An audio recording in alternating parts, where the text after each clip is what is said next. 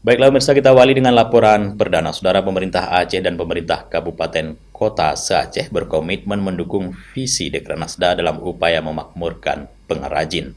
Hal tersebut disampaikan oleh Sekretaris Daerah Aceh Bustami Hamzah dalam sambutannya sebelum membuka secara resmi rapat kerja daerah Dewan Kerajinan Nasional Aceh, Rakerda Dekranasda Aceh, serta pameran kerajinan unggulan dan launching produk Kabupaten Kota se-Aceh tahun 2023 di RTH Taman Pala Hijau pada Kamis 15 Juni 2023.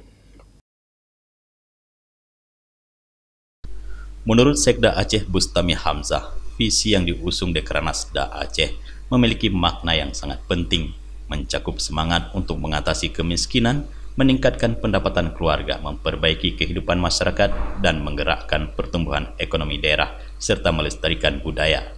Dalam sambutannya, Sekda mengungkapkan pandemi COVID-19 telah merusak geliat ekonomi kecil mikro yang sangat berdampak pada pertumbuhan ekonomi.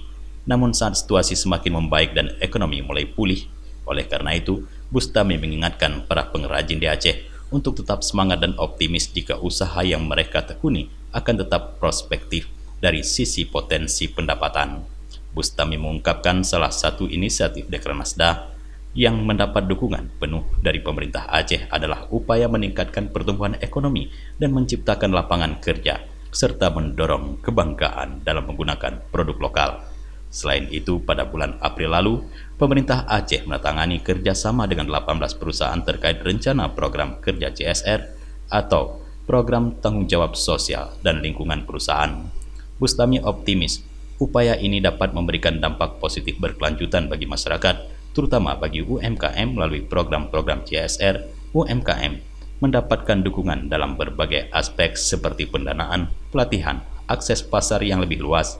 Selanjutnya, Sekda juga mengingatkan pentingnya pendataan dan pembinaan melalui program Satu Desa Satu Produk atau mengidentifikasi potensi lokal dan mendorong kerajinan di setiap desa.